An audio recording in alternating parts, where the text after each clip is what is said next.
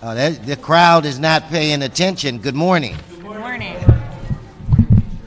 Yeah, I like the good morning teacher. If I'm your teacher, you're in bad shape. Anyway, I hope everybody had a good Thanksgiving, and we're back to work. And I want to assure everybody that's here today, in this committee, there will be no discussion on elephants. So we will deal with the real business of the city of Los Angeles. I've just been joined by my friend and colleague, Tony Cardenas. I have a pinch-hitting city attorney. Yes, you do. Miguel Dagger. I'm sitting in for Mr. Blumenkoff. It's a pleasure to have you here. And Ms. Barclay, since we do not have a quorum at this time, we will operate, every action we take will be a communique from the chair until other members are present. So what I'm going to do is we will quickly go through our consent calendar. And then, Mr. Cardenas, it's my understanding that you wanted to had some questions on item 4, so I will hold item 4 at your request. So with that said, Ms. Barclay, let's read item 1. Good morning, Meg Barclay with the CLA's office. Item 1 is a report from the Community Redevelopment Agency relative to the status of the new South Los Angeles Community Plan. Okay, on item 1 is a communique from the chair. We'll receive and file the CRA report. That brings us to item 2. Item 2 is a report from the CRA relative to the fiscal year 2007-2008 Assembly Bill 1290 status report. Okay, on item 2, we'll receive and file the CRA report, again as a communique from the chair. Item 3. Item 3 is a report from the CRA relative to its current housing policy, including specific information relative to workforce housing. On that item, we will do the same, receive and file the CRA report. We will skip item 4. That brings us to item 5. Item 5 is a report from the CRA relative to the status of the Community Enhancement Corporation's efforts to obtain project financing for the Angelus Funeral Home. Okay, now on item 5, we'll receive and file the CRA report with additional instructions, or? Yes, sir. The agency is requesting that they be instructed to report annually on the status of this project rather than every 180 days biannually. Okay. So then we'll, as a communique from the chair, like I said, we will adopt the receive and file the CRA report. Item 6. Item 6 is a report from the CRA relative to the payment of membership dues to the California Redevelopment Association. Okay, on item 6, we'll adopt the CRA report. CRA report. CRA, yes, sir. Yeah, too many CRA items. Item 7. Item 7 is a report from the Community Development Department relative to city contract requirements and program transition in connection with the closure of the LA Bridges 1 and 2 program. Okay, then we will concur in the recommendations of the ad hoc committee where it relates to that, and we'll do that as a communique from the chair. Item 8. Item 8 is a report from the Los Angeles Housing Department, and a CAO report has been provided this morning relative to accepting the Connections Renewal Grant and contracting with the Housing Authority of the City of Los Angeles to administer the grant. Okay, then as a communique from the chair, we'll adopt the CAO report on that item. Brings us to item 9. Item 9 is a report from the LAHD and the CAO relative to a request for qualifications to solicit qualified contractors for housing studies and services. Okay, on item 9, we'll adopt the CAO report. Brings us to item 10. Item 10 is a report from the LAHD and the CAO relative to amending 2 professional services contracts to provide housing programs and outreach and education to tenants residing and expiring in at-risk affordable housing. Okay, on item 10, we'll adopt the CAO report. That brings us to item 11. Item 11 is a motion Cardenas Perry. Oh, excuse me. No, go right ahead. Okay. Item 11 is a motion Cardenas Perry relative to executing contract amendments with various LA Bridges 2 contractors. Okay, before we take action on that item, Mr. Cardenas wanted to make a statement. Yeah, I just wanted to point out that it's a straightforward, simple 3-month extension on those programs so that we don't have any rushed efforts when it comes to the transition into the new programs that are going to be formally executed and run out of the mayor's office. And in addition to that, it is referred also to the Ad hoc Committee on Gang Violence and Youth Development, and we do have that scheduled for Monday. Thank you, Mr. Chair. Mr. Chen and Chuck, you have a card on item 11. Well, please come forward. This is America. You get the chance to speak.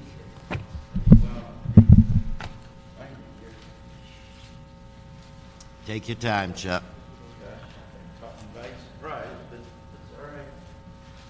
What do you mean by surprise? I said item 11. You got to be sharp. You're in the Army now. Well, you fooled me. Go on, Chuck. Take your time. Good to see you, as always. Good morning, committee members. On item 11, I was reading it here, and it says on there about gang violence and youth development.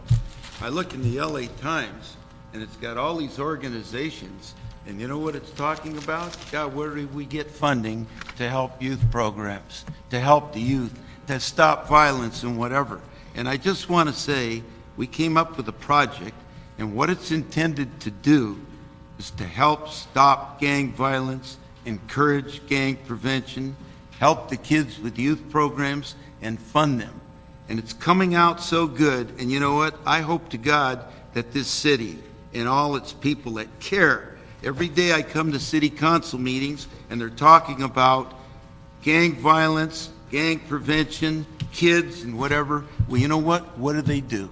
And you know what? Came up with a way that's going to raise lots of money to do those things, and everybody should participate in it. It's very important. It's a very important thing for youth development and to stop gang violence and to help these kids with programs, and we need to do it. You know, one of the lines in the song says, it starts with you and me. And you know what? And if you read the story in those words, every day and everything at all these meetings and that, about exactly what this talks about, it all tells it right in there. And you know what? It's done. It's just done, and it's so awesome, I can't tell you. And it's going to be unveiled and shared soon, and I hope that this city really looks at it carefully and says, wow, you know what? We can do a lot. We don't need to go to the people or taxes. You know what? Everybody's going to want one. The mayor should have 1,000 stacked up in his office because it's going to help the kids, and it's going to help the #1 problem in this city. Hey, Chuck, stay there for 1 second. I'm just nosy. Did you write the song? I wrote it with 3 other people. So when are you going to be able to provide us with the text or whatever they call Well, I have the lyrics are all done, and Lyrics. I have the first, so the kids can learn the song. It's beautiful. Even when I have the first copy, I was going to give to Janice Hahn. Okay, well, then I expect to get the second. You're going to get the second. Okay. Thank you. I'm going to give it to you today. Can I do that? Yes, you can. I have a second. Okay. Then I that means- happen to have 2 of them. That means I get it before Janice Hahn. All righty. Thanks, Chuck. On item 11, we'll adopt the motion. That brings us to item 12. Item 12 are reports from the CRA and the CLA relative to approving an updated statement of investment policy and delegating authority to formulate practices for execute and administer the investment of CRA funds. Okay, so whoever's here, please come forward. How are you? It's been a while since I've seen you. Good morning. Yes, it has. Okay, I'll let you guys start off, and then Mr. Cardenas has some questions. Good morning. I'm Felipe Chavez with the CLA's office, and today we have an item where the CRA is requesting approval of the CRA's investment policy. We have the CRA here too. Yes. From time to time, we ask our board and the council to update. For the record, so that your bosses know that you did go to work this morning, why don't you identify Okay, yourself? yes, I'm Raymond Forrest, the CRA's finance director. And from time to time, beginning in 1989, the agency Board of Commissioners and the City Council have been asked to adopt an updated and revised investment policy to reflect any changes in state law and the way that we do business. And also, as part of that update, to reaffirm their delegation to the Chief Executive Officer, Chief Financial Officer, and Finance Director, and other designees of the agencies to formulate and implement the agency's cash management and investment program. So we're back again on a recurring basis, and at this time, the changes that have been proposed to our investment policy are, for the most part, de minimis. Change in titles, changes perhaps in the duration of investment as, revised by state law. There is one major, if you will, change, and that is we deleted language on the advice of the city attorney, which would grant an advantage in the purchase of certificates of deposit and other banking relationships with minority and female-owned banks. And this was because of the provisions of Proposition 209 approved by the California electorate.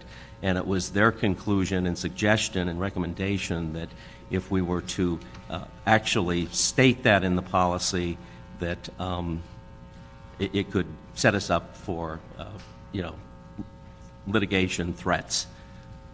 So essentially, the CLA has suggested that we include such a statement in our cash management procedures, which is certainly acceptable and praiseworthy as far as CRA is concerned, and we're more than willing to do that.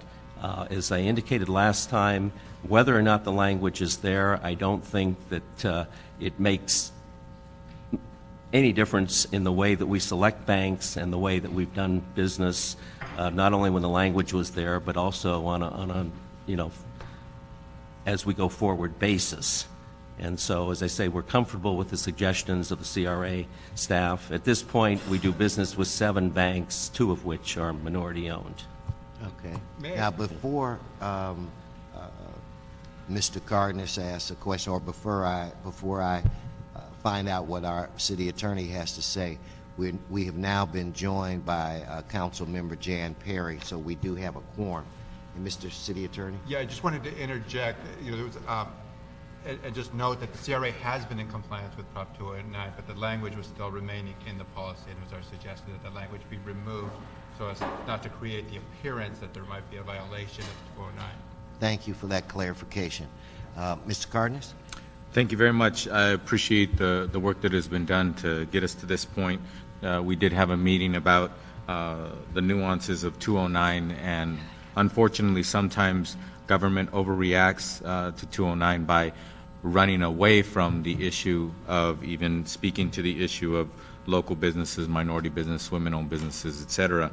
But the fact of the matter is, it has been made very, very clear, even by the proponents of 209, that 209 never intended to be something that affects the ability to create a more robust pool. In other words, 209 did not limit or address the issue of outreach. So any department, any agency, public or private in California, has the ability and the right to do extra efforts to try to get the attention of certain communities, in this case certain businesses or banks, in order for them to apply. Once they're in the application pool, then everybody's treated the same, with the same amount of energy, the same amount of effort, and no jaundice toward who is women or minority or not. And that's one of the things that I wanted to make sure that the department understood, because some people unfortunately misunderstand that 209 had nothing to do with outreach. Outreach can be done on a much more robust basis to a particular community and an adequate and basis to the broad community, and I wanted to make sure the department understood that and their language reflected that. Also, I say this because the fact of the matter is, even Dan Lundgren, the then State Attorney General, and Pete Wilson, then Governor of California, who were the 2 main proponents who put 209 on the ballot and supported it and raised money for it, etc., they, in court, when it was challenged, did in fact clarify that outreach was not the focus of 209, and people, organizations, public or private, have the right and the ability to continue to outreach heavier in other communities than they do in the broad community. So thank you. Okay. With that, we've been joined by our colleague, Ed Reyes. So on this action, on item 4, we will receive and file the CRA report. No, wait, I forgot. Now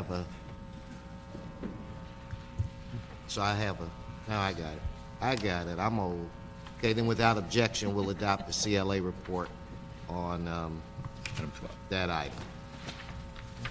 Thank you. Now, Mr. City Attorney. Yes, sir. Can we, since we have a quorum on the items that we took action on earlier as a communique from the chair, if there's no objection from the other members that are here, can we add them to the roll so that action would then go to City Council as approved by the majority of this committee? Yes. Okay, then consider that action done. Ms. Barclay, where are we? Item 4. Item 4. Now, before we bring up the individuals to speak on item 4, I have a card from the public from Joel Montano. Joe, please come forward. And I will have her read it, but I just have to say, Joel, this is some of the, I sure wish I could print like this. You got excellent marks as a kid for penmanship, I'm sure. So we'll let the city, the Ms. Barclay will read the item, and then you will be afforded the opportunity to give your public testimony. Okay, thank you. Item 4. Item 4 is a report from the CRA relative to a policy statement regarding tenant protections for CRA in-place rehabilitation of residential developments. Good morning. Welcome. Morning. I'm Joel Montano, a tenant organizer for the Coalition for Economic Survival.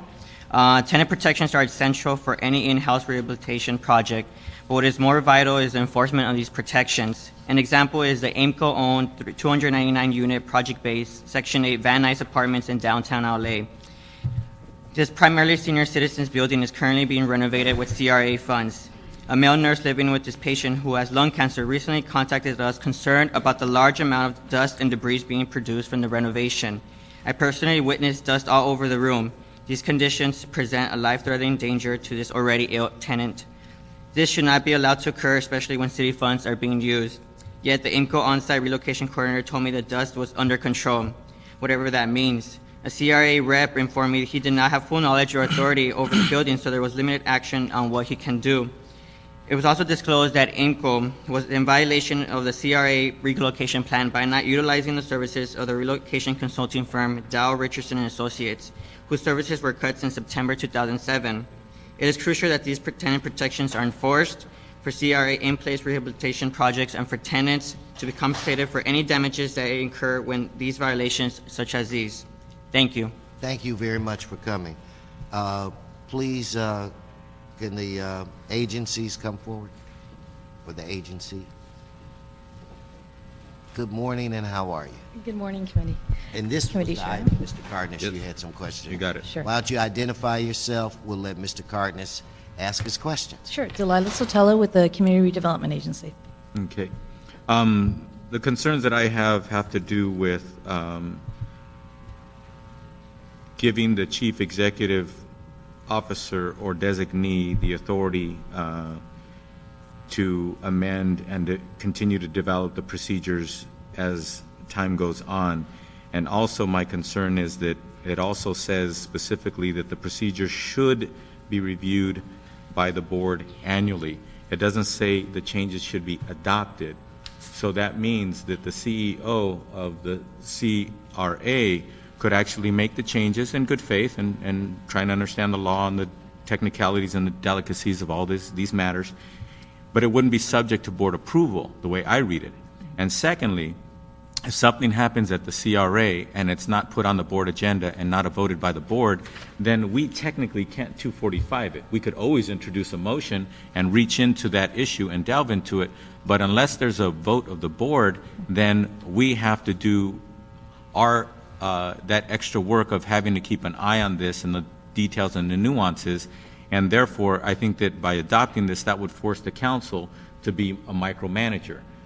Instead of the council just being the overseeing body that we are, the policy-making body, to make sure that when departments take actions that are relevant to the policies of the city, that we have the opportunity to say, well, that was a great job, it's wonderful. We don't even need to 245 it.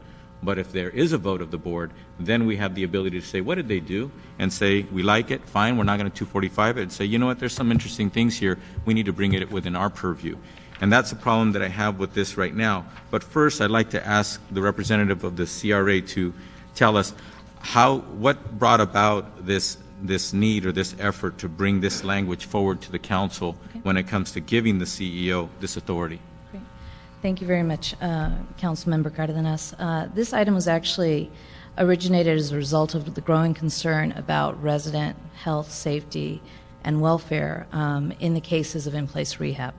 We, over the last year, have experienced several projects that have, for various reasons, needed to do in-place rehab with residents living on site during the construction work. So our board of directors had a growing concern about really the healthy environment and the welfare of the residents while they were living in the units.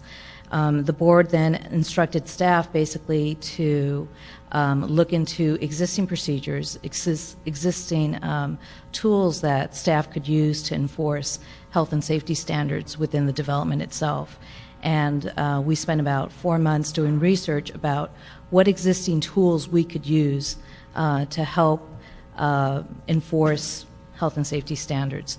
A couple things were discovered. One is under the rent stabilization ordinance, LHD does a very good job of monitoring in-place rehab developments, and when an owner decides to do rehab on their own buildings, they are subject to the RSO. So we looked at a variety of situations in which buildings were being rehabbed that had somehow gotten a waiver of the RSO. So Wait a minute. Gotten a waiver from who? From LHD of the RSO? Not from CRA. No, we can't issue waivers under the RSO. Only LHD can issue waivers. So this is partially remedying what another department's function and authority is to waive or not, and then CRA, if they get a waiver or not, CRA could say, well, that's beside the point. You're now subject to the CRA rules. This is to augment protections for tenants. So in the cases where LHD does issue a waiver of the RSO, it's a very limited situation in which the applicant is a nonprofit entity, and they have to have a covenant recorded against the property and make it's a 100% affordable project. Those are the very specific provisions to issue a waiver. In those cases, we were finding that 2 or 3 projects were not adhering to the guidelines under the RSO, but were getting financial assistance from the CRA. Therefore, we needed to come up with a mechanism by which we could actually help enforce tenant protections in those buildings. So this originated again because we were getting a lot of complaints regarding tenant health safety issues, and we needed a mechanism to be able to address those. So the other thing that we developed was... Excuse me for a second. The CRA was getting complaints? Yes. Was any other authoritative body within the city getting those same complaints? Building and safety. Building and safety? And building and safety was not doing their job? Or does this remedy building and safety being able to have the mechanisms to do a better job than they have been? What these procedures would do would be to help augment the city's ability to enforce its various provisions. So if there is a health and safety threat, for example, like fire department violations, then the fire department would be the primary source for enforcing those violations and making the owner comply. But aren't they already? They are.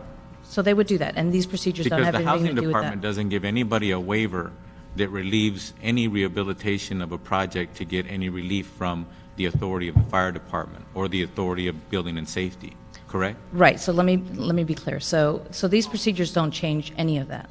So you have the fire department that enforces their policies. You have building and safety that enforce their policies. In the cases where the RSO, where the rent stabilization ordinance apply, you have LHD that enforces their policies. And if all of those, for some reason, aren't adhered to or need to be strengthened, then in the cases where the CRA has financial involvement, we can then step in and enforce those provisions. Yeah, but the thing is, the Or CRA, call to them. the CRA doesn't have a building and safety inspector within your department.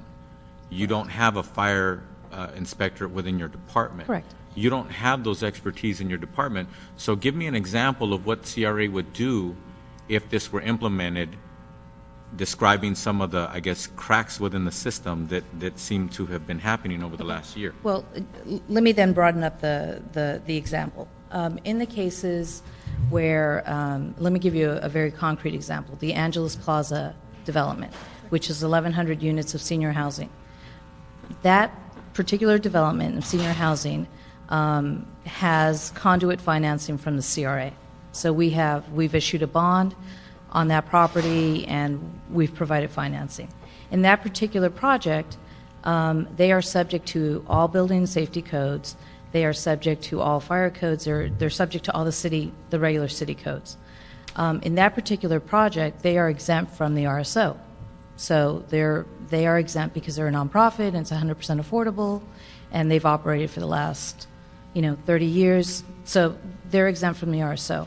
So as a result of that, we were very concerned that 1,100 units of seniors would be in place during a rehab project.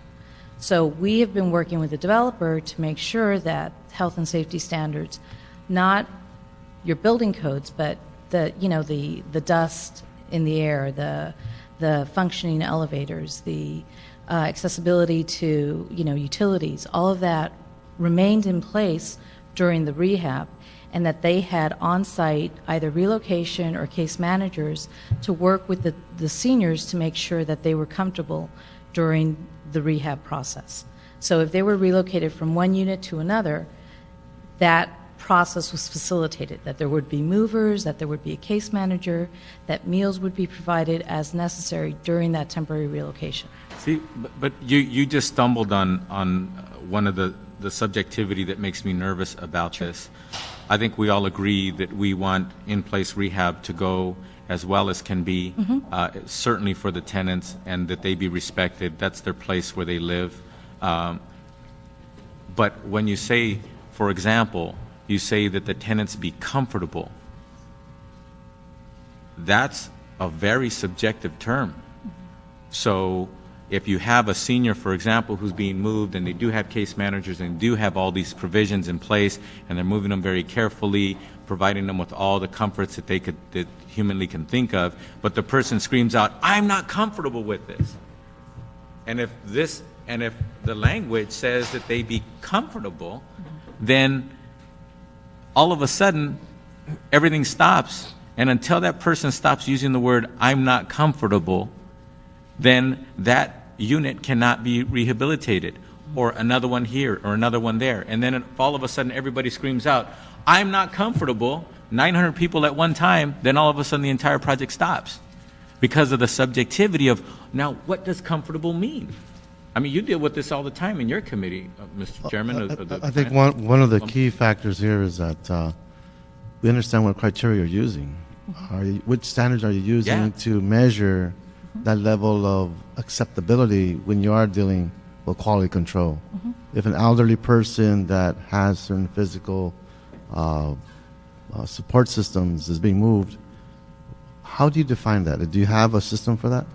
What we've identified within, and again, these procedures would apply only in the case where there are no other protections in place, that this would be kind of the only vehicle by which a public agency could expect the developer to follow procedures. Is there a way to identify language that gives us a comfort margin that minimizes the subjectivity, establishes certain standards, Yes. we have certain criteria, allows us to move forward in a manner that has some level of uniformity and predictability? Yes. But one thing that comes to mind, and I appreciate Councilman Cardenas' dialogue here, is do you have enough personnel to go through every unit as you're going through these transactions? And how many projects are we talking about? And what's the volume like? Because this is we're asking for more. I mean, I think we need to do more for our tenants because obviously we wouldn't have so many lawsuits if we weren't doing a better job. But the bottom line is, what is the volume here, and what are we getting ourselves into? Sure. That's certainly a consideration that the board has looked at and staff has looked at as well. And we predict the volume of this to really only be 2 to 3 projects every year. I mean, it's not 100 units, 200 numerous. units, 300 It could units? be anything. It could Well, be 500 for- units. It could be, you mentioned 1,100 unit project. For example, what we're trying- Let me jump in. The policy for this has not been written yet, right? No, what we're asking the council, what the board is asking the council to adopt is a policy statement saying that its primary care and its primary focus should be on the tenant welfare. That should be on the health, safety, and welfare of the residents living in in-place rehab. So that's the Okay, now, guiding whoa, policy. let's don't. I have a The solution. procedures to this. themselves. Okay, we'll get there. The procedures themselves have not necessarily been developed or vetted through the entire board. Because, again, we're trying to create best practices. We're trying to build on and use the rent stabilization ordinance as a foundation for what we would do. We're trying to, basically establish procedures that make sense in the cases that we're talking about. So now, I've been told that Mr. Cardenas has a solution, so now for the solution. Okay. No, Mr. Chairman, I recommend that we not adopt item number 4, but that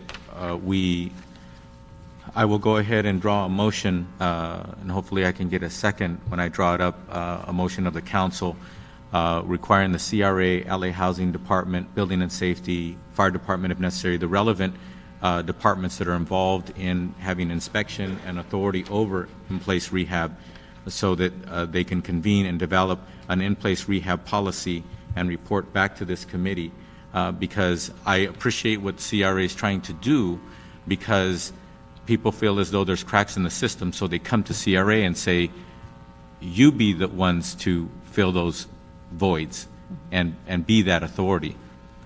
But what makes me nervous about the motion here, item number 4, Mr. Chairman, is the way it's written right here. The changes will be made on an ongoing basis, and only dialogue is required between the CEO, the person who runs the CRA, and their staff, and the actual board, and therefore it keeps it away from being policymaking. And this is, in fact, very important policymaking language. And I agree with that. I don't have a problem with your motion. Again, okay, so it's moved in first and second and then a third. But, since I figured we'd have another bite at this apple anyway, regardless how we move forward. But if we adopt what Mr. Cardenas has suggested, I think maybe we get a package where the comfort level of the members of this committee would be elevated. Great. We'd be happy to work with our sister agencies. Okay, Mr. Cardenas? And I also have to mention, again, my compliments to the CRA to try to respond to this issue that comes to your desk. But the fact of the matter is, it's a lot more complicated than meets the eye. When you're talking about in-place rehab, very likely there's federal dollars involved and federal guidelines. There's state dollars involved and their guidelines. There's local guidelines, different departments, housing department, might even be county involved, et cetera. So this is an extremely litigious type of place for us to go.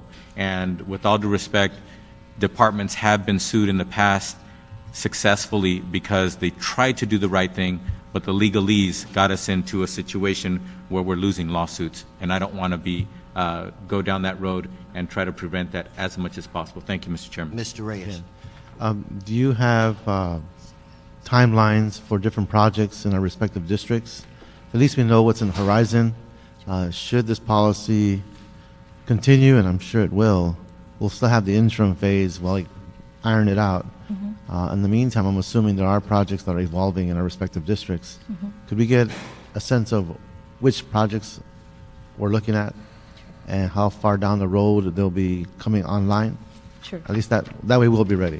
Okay.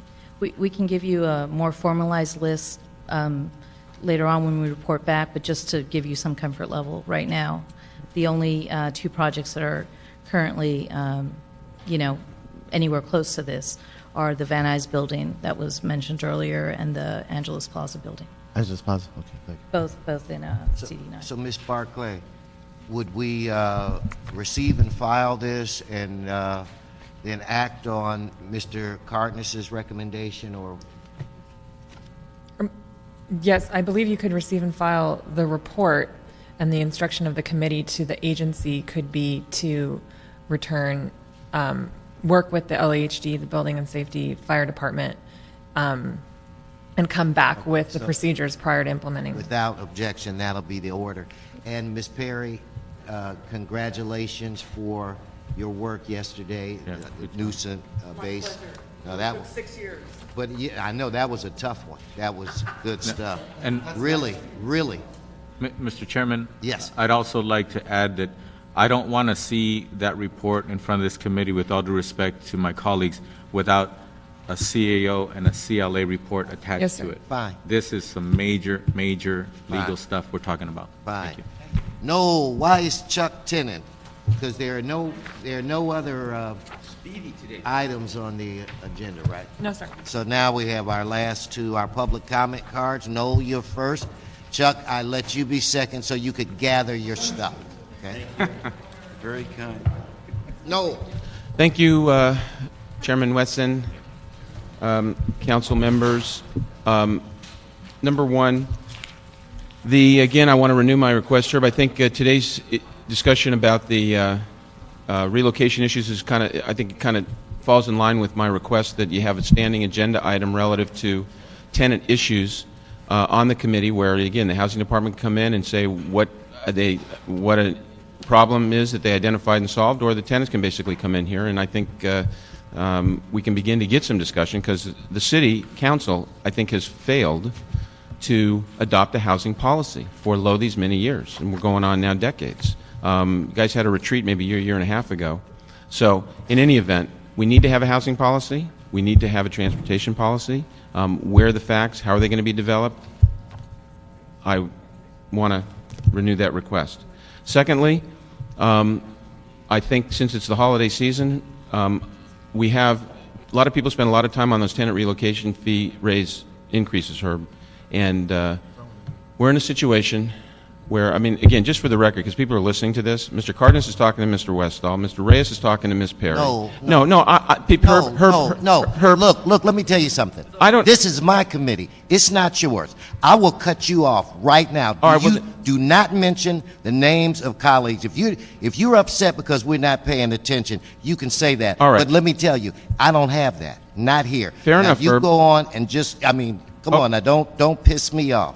Herb? Now go on. Okay, Herb, but I think the public deserves respect, Herb, and the bottom line is... You need to give respect. We always give you respect. So I'm not Well, going to have it, no. So Not when the committee doesn't listen, Herb, and that's the problem with the public. The public is not shown the proper respect by their elected representatives, and this was an example of it. And the bottom line is, and I respect you a lot, Herb, and as chairman of the committee, I think that you have a responsibility to make sure that your members basically show the necessary respect to the public, both in this committee as well as in the city council. Thank you. I'd like Mr. to make Cardenas. a generic statement. Mr. Wise, Yes, sir. is it explicit in our responsibility as elected officials to speak with people like yourselves in the hallways, in the elevators, coming to the rope when we're in council? Is it a requirement of us to do that? Is it a requirement? No, it's not. No, written. it's not a requirement. That's- But the fact of the matter is, it's unfortunate that when some people have experienced that kind of respect, even though they don't have lofty titles or they don't throw around any weight, they're just a member of the public, just like I was before I got elected. Now I'm an elected official. Doesn't make me better than anybody else. That's right. But the fact of the matter, Mr. Weiss, when you make statements like that on the public record, it negates the fact that I believe, that you've been given tremendous respect and you've been given a lot of attention that you've required of many members of this council and electeds in this city. That's the thing that bothers me when people get the microphone and they go around saying things like that, and then it gives the public the impression that we do not respect you. I have a lot of respect for you. I don't even agree with you most of the time, but I still give you my time. I still talk to you above and beyond this committee and on the floor of the council. And when you say things like that, it's disrespectful, and it gives, I think, a dishonest impression of who we are as elected officials in the city. Not saying we're perfect, but of all people, Mr. Weiss, for you to say that is just wrong. No, thank you. Chuck Tennant. We're all human beings. Committee, owner occupancy evictions has been continued twice because of elephants. It's a no fault, and the issue is people, especially seniors and so forth. Reducing relocation is not the answer. There's other alternatives, like subsidizing the economic need of apartment owners by taxing property sales transactions over a couple $1 million by half a cent. Owner occupancy evictions is a no-fault eviction, like demolitions, condo conversions, Ellis Act. You know, you think that a landlord buy a complex to make money by offering housing to renters, or make money, lots of money, or for his family to live in there. And my opinion, you think you need to send this motion back to this committee, or reject it in the fairness of good public policy in supporting housing for all that need it, and not supporting reductions in the components of housing and penalizing affected tenants. Also, I wanted to say in my time remaining in the LA Times, delays plague anti-gang plan. $105 million a year gang intervention effort. Whole problem, money again. Then I see here it says 8 of 15 council districts are involved in gang reduction programs. And then Jeff Carr says the only way, it needs to be done based on need, not politics. There are ways, like this project that we're bringing up. There are ways to do things like that. They talk about it. It's always about money. Well, gosh, hopefully we can bring some things to this city and to this council that can do something to make these things happen in the interest of kids. Reducing gang violence, gang prevention, supporting kids, supporting programs, and everybody in the city can participate. I've seen every week hundreds of organizations that do things for kids or whatever. Put them all together, take an element, and get a lot of money and do good things. Thank you, Chuck. Is there any more business before this committee? No, sir. This committee is adjourned. And Jan, great work.